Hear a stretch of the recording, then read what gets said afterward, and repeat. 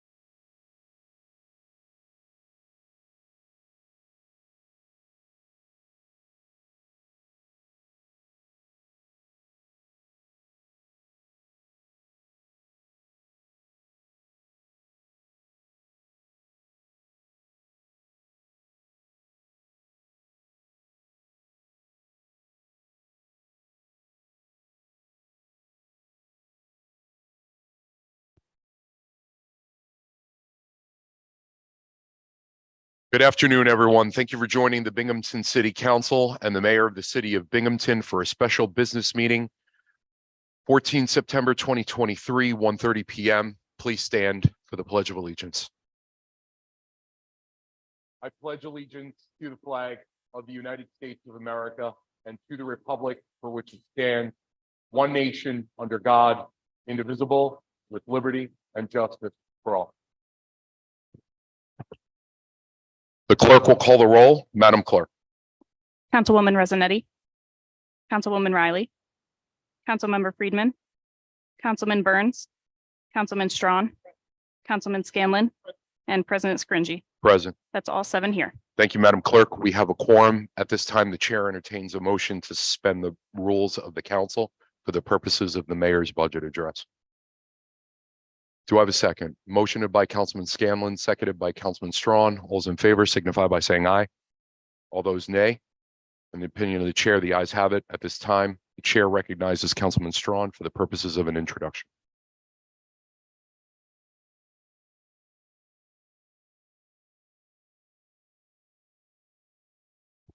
Thank you, President Scringy. Appreciate that. Welcome, everyone. Good afternoon. Welcome to Binghamton City Hall. To my colleagues on City Council, City Hall department heads and staff, and members of the public joining us here and from home, good afternoon and welcome. Just a few moments, Mayor Cram will deliver his 2024 budget message. It will outline city priorities for the year ahead and offer a roadmap for navigating our community's most pressing challenges. In my nearly 4 years on City Council, Binghamton has made real strides forward. We've invested in public safety, cracked down on code violations and blight, and repaired crumbling infrastructure. We passed budgets that put aside politics and deliver real results for residents, focusing on safer neighborhoods, a better quality of life, and more opportunities for residents of every age and background. This is Mayor Cram's second ever budget presentation to City Council, but his 10th year working on the city budget, counting his time as deputy mayor in City Hall. His track record speaks for itself, fiscally responsible budgets that deliver real results for our city residents. I want to thank Mayor Cram and his team at City Hall, all the department heads, but especially Chuck Shager and Lori Cliff for their work on behalf of the residents and all the work it takes to prepare a budget of this magnitude. We really appreciate it. I believe I speak for my colleagues on City Council when I say we take seriously our responsibility to ensure that this year's budget delivers for residents and reflects the values of the community. We look forward to the budget meetings that lie ahead.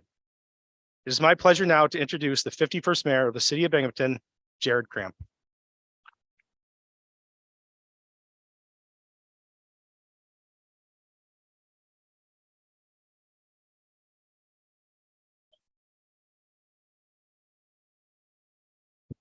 Thanks, everyone.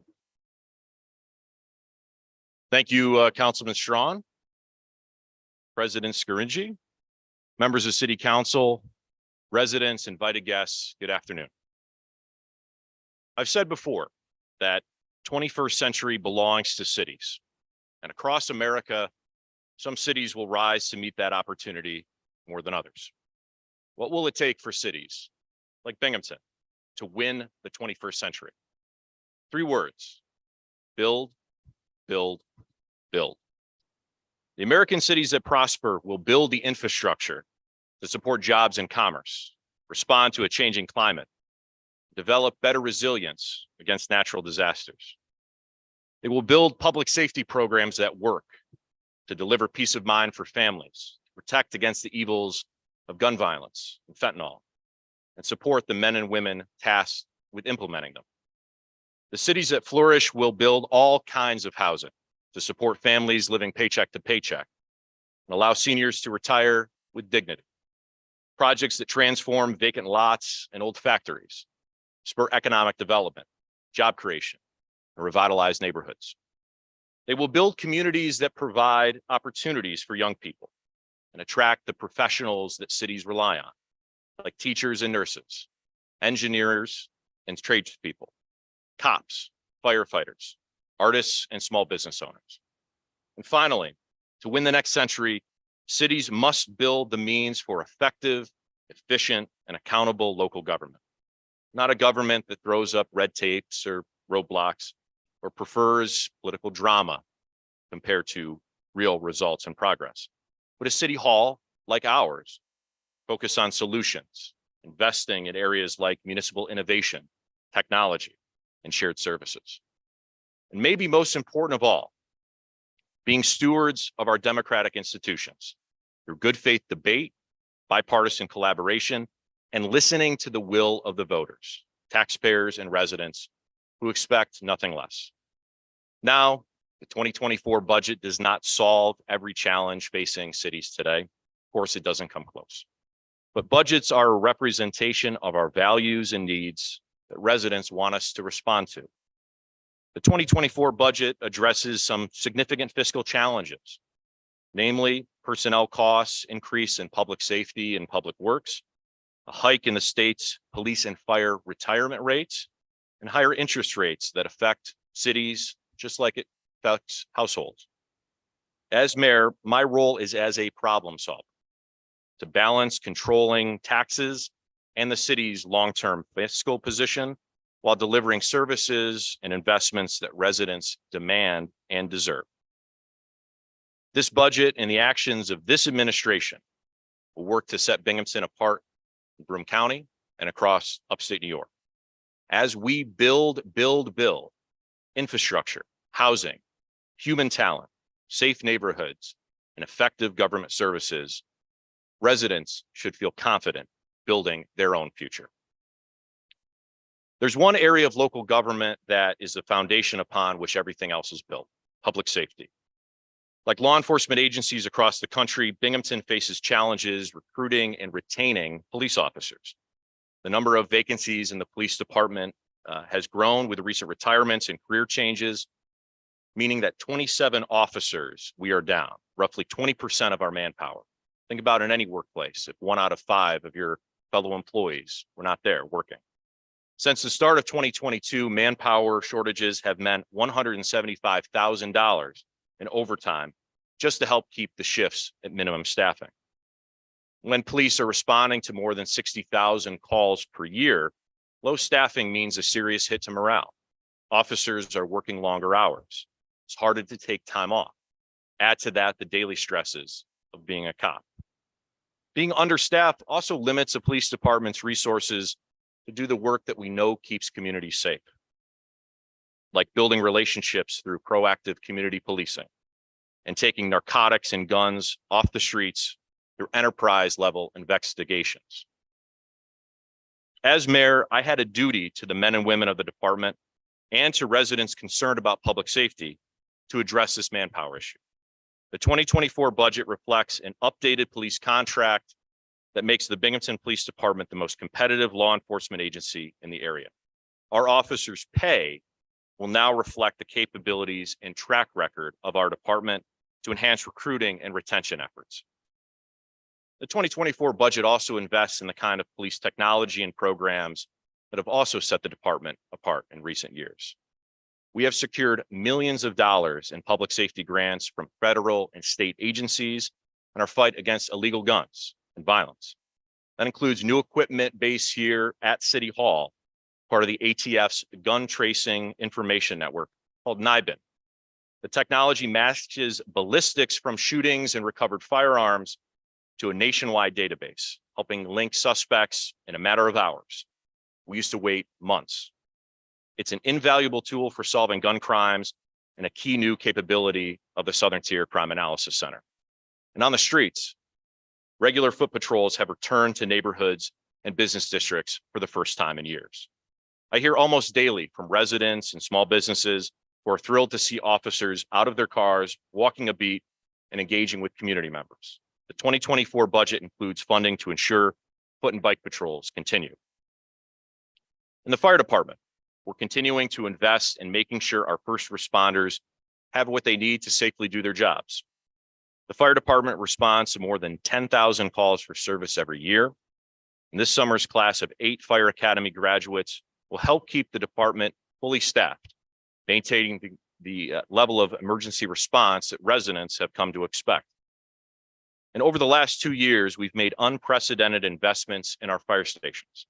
In addition to the $8.5 million fire headquarters that opened downtown in March, the city's neighborhood fire stations have received $1 million in upgrades and repairs, helping modernize the stations that are on average 100 years old.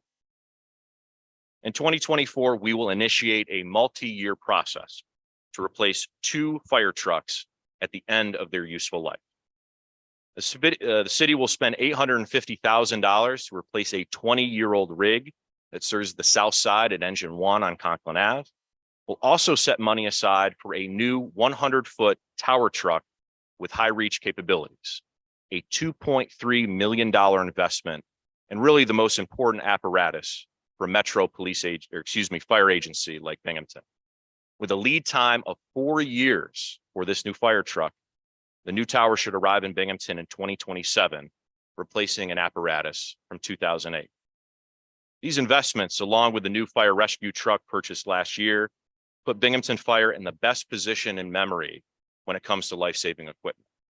My thanks to Chief Gardner, his command staff, as well as the fire union for their collective efforts to help chart a 10-year plan for maintaining and replacing this equipment. In 2024, the city of Binghamton will continue to lead in building the infrastructure of our future. Next year's budget invests more than $9 million in repairs and upgrades to our most critical infrastructure, including streets, sidewalks, and water and sewer lines.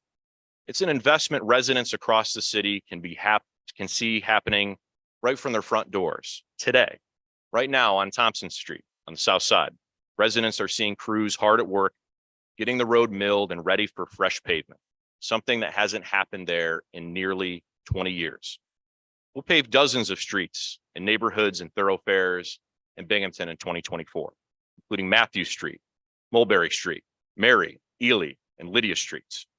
Our investments also mean in replacing aging underground utilities. It's work that helps keep our drinking water safe and makes our neighborhoods more resilient to flooding. Since 2014, work to build new stormwater lines across the city have better equipped our neighborhoods to handle rainfall. Now, in major rain events, an average of 67 million gallons fewer enter the city's sanitary sewer lines and enter the city's stormwater system instead.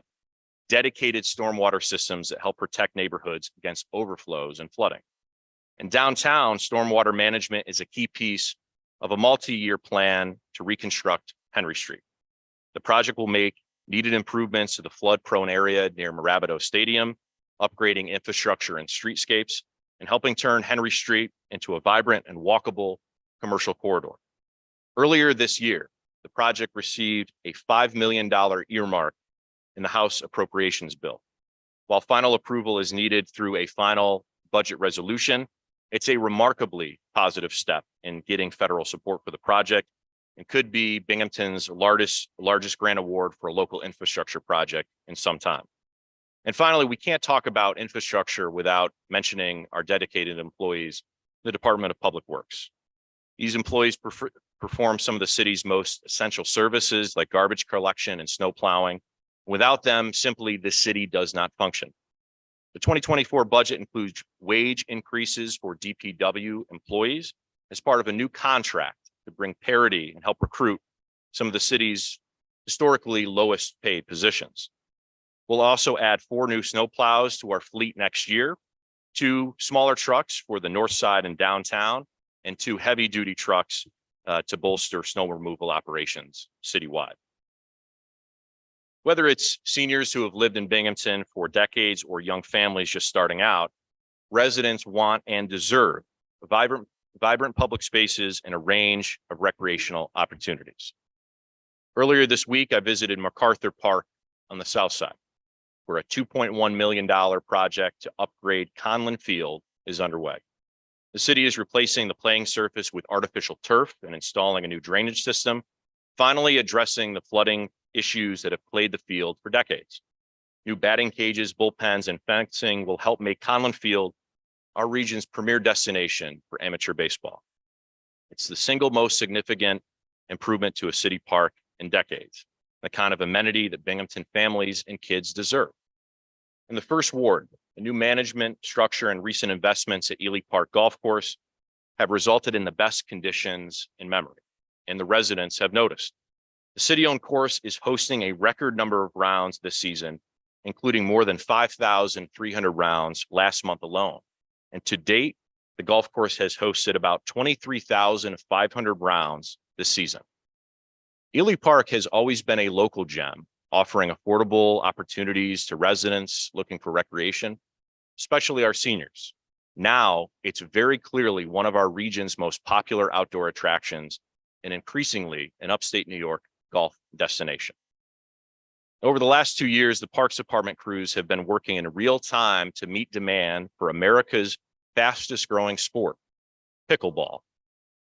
The city has added 16 pickleball courts to parks around Binghamton, and next year we will upgrade 10 new courts at Valley Street Park, Webster Street Park, and Ross Park, supporting a growing pastime among our seniors especially, and meeting the demand for all of the phone calls and emails we get about the demand for pickleball courts in Binghamton. The city's youth sports are growing too. Nearly every program saw an increase in participants this year, including Little League, football, soccer, cheerleading. A new basketball program for students in grades 3 through 6 have had nearly 160 students play in its first year. Overall, participation in youth sports is up 27% this year. That's more kids having meaningful recreational experiences, chances to make friends, engage with positive role models, and build a healthy lifestyle. Pat McGinnis and Shane Hurd from the Parks Department and School District Athletics Director Jeremiah Johnson work to simply break down silos, open up facilities, and just get more kids involved. And last year, I announced a $1 million youth fund to invest in programs and services for Binghamton children and teens. Talk to any teacher, parent, social worker, or principal. Our young people are still dealing with the aftermath of the pandemic, from struggles with mental health to poor academic outcomes and behaviors. This new youth fund has provided so far $650,000 to organizations providing resources directly to our youth, like the Boys and Girls Club and Lord's Youth Services. We'll announce more funding in the coming months and weeks ahead. Study after study shows that childhood outcomes are shaped in a major way by where children grow up. Children and residents of every age deserve to live in vibrant neighborhoods with safe, quality housing. Cities alone cannot accomplish this, but Binghamton is showing how communities can take steps to build the neighborhoods and housing that residents deserve. Last week, Binghamton became one of the first cities in New York State to adopt Governor Hochul's pro-housing communities pledge. It affirms our commitment to build housing of all kinds to support families, revitalize neighborhoods, and improve quality of life. The pledge sets Binghamton up to receive priority funding in key applications to the state. But it's not just pledges, but hundreds of units of new affordable housing in the pipeline. Last week, I visited the site of the former Clinton Street DMV, a 187 Clinton Street, which is now a vacant, overgrown lot. A $40 million development is planned for the parcel, 102 units of affordable workforce housing with ground floor commercial space. The city is committing $2.2 million of American Rescue Plan Act or ARPA funds for the project, on top of nearly $3 million in support through Restore New York, a state program that is investing in a first ward neighborhood with incredible untapped potential. We'll continue to advance Stadium Lofts, a $24 million 70-unit mixed-use workforce housing project at 180 Henry Street near Mirabito Stadium, with additional local support coming soon.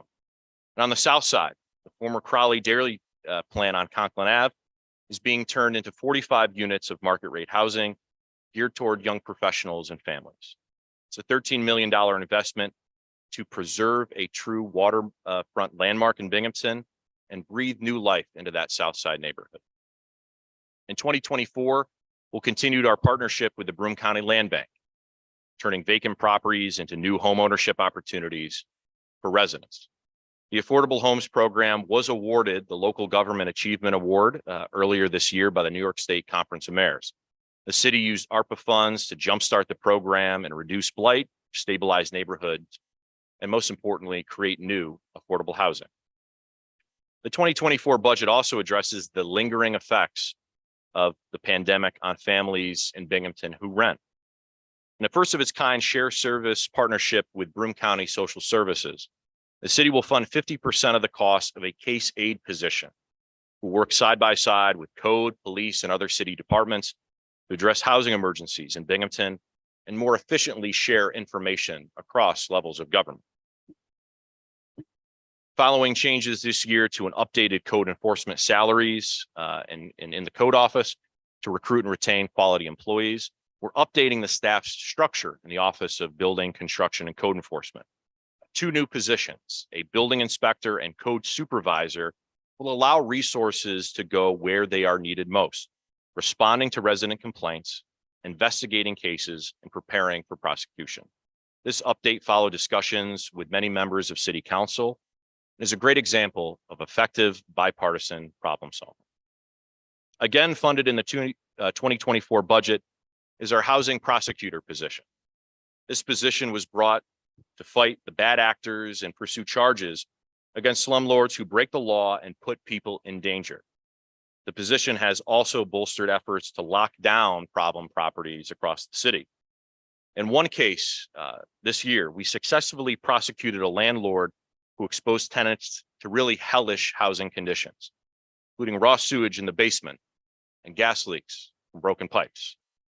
Family was forced to leave because their children were getting sick. In that case, the city compelled more than $15,000 in repairs to West Side property and secured a hefty fine against the Long Island-based property owner. And to support efforts to crack down on landlords attempting illegal evictions, next year's budget, we're imposing a $500 water meter tampering fee in the budget. It will include actions like bypassing the meter or theft of services, but also cover instances when a landlord illegally removes water meters to force tenants out. These actions are subject to criminal prosecution, but the city will assess and prosecute immediate fine to curb this practice. When I was running for mayor in my first months in office, when I said that this administration would prosecute slumlords, I wasn't kidding around. In 2024, the city will spend more than $3 million in federal funding through the U.S. Department of Housing and Urban Development to support community development projects in low-income neighborhoods, address housing needs, and prevent homelessness. We will advance $160,000 in youth programs, $100,000 in park upgrades, and $250,000 paving roads in those neighborhoods. $300,000 will support blighted property demolitions, which will actually begin just a few weeks this fall, while nearly $700,000 is earmarked for home ownership programs and rehab programs for first-time home buyers and seniors, prioritizing federal funding to support neighborhoods. And finally, some overall numbers for the 2024 budget. In total, the city's 2024 budget is $99.4 million. The general fund budget of $72.6 million covers day-to-day operations, and several enterprise funds support vital services such as water and sewer, refuse collection, and parking. The city's largest source of revenue, which is local property taxes, is budgeted at $34.5 million in 2024. And at $16 million, sales tax is our second largest form of revenue. For the first time in Binghamton's history that I'm aware of, the budget next year includes revenues from adult use cannabis sales. Binghamton became home to the first legal cannabis dispensary in upstate New York earlier this year when Just Breathe opened downtown. In its first 7 months of operation, the shop has pulled in $2.6 million in cannabis sales. The state is opening up a next wave of applications in the coming weeks, and we expect more stores to open before the end of next year. The city receives 3% of cannabis sales from retail stores and an excise tax. And the 2024 budget includes $200,000 in estimated revenue from stores like Just Breathe and other retailers who will open next year. And at the end of last year, the city had an overall general fund balance of $17.6 million, which is a healthy financial reserve that we've built up by making smart financial decisions and leveraging our state and federal funds. A healthy fund balance helps protect taxpayers against rising costs and other economic challenges. While state aid remains flat at $10.2 million, the city is facing increased costs tied to employee benefits and interest rates. The city will pay $19.1 million in debt service next year, up $1.4 million from 2023. And next year's budget includes $9.7 million for employee health insurance costs, which is a small increase from next year. But the big change has been in our retirement costs. In 2024, the city's mandatory contributions to the New York State retirement system will be up to $8 million, up 13% from this year. Retirement costs for police and fire alone have increased by $550,000 compared to this year. Salaries and employee benefits represent the city's largest budget expenditure at nearly $60 million, with police and fire making up nearly 70% of salary costs, about $40 million. As Binghamton's police and fire agencies have an outsized impact on the public safety of communities across Broome County, Binghamton taxpayers have historically shouldered those costs. And in the 2024 budget, that's no different. We should view it not as a burden, but as a responsibility and an opportunity to set new standards, lead by example, and shape the future of public safety in our neighborhoods. Those key drivers of increased costs that I just mentioned, public safety and public works personnel, a hike in the state's police and fire retirement rates, and higher interest rates to fund projects will mean a modest increase in the 2024 tax levy, 1.7% in the homestead and non-homestead rates. This is well below Binghamton's tax cap, and I feel responsible fiscal management and how we ultimately avoid the wild tax swings of the past and deliver tax relief for hardworking residents and small businesses in the long term. To conclude this afternoon, I want to acknowledge 4 members of City Council who are leaving office at the end of this year: Giovanni Scaringi, Angela Riley, Aviva Friedman, and Joe Burns. Serving as an elected official is not easy, just ask me. For City Council members, it often means time away from family for meetings and work sessions, phone calls and emails from constituents facing problems, the occasional sharp elbow in politics, or frustration from voters who expect superhero qualities from those they put into office. There aren't many people who want to take on these sorts of sacrifices and devote time away from representing the public. So please join me in thanking these 4 council members who are moving on at the end of this year. Thank you for your service.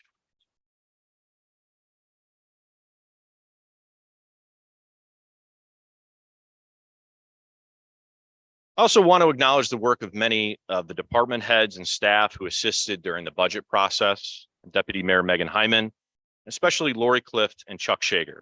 Counting my previous role at City Hall, this is the 10th budget I've worked on with Lori and Chuck. They are among the most dedicated public servants working in local government. Join me in thanking them. Thank you.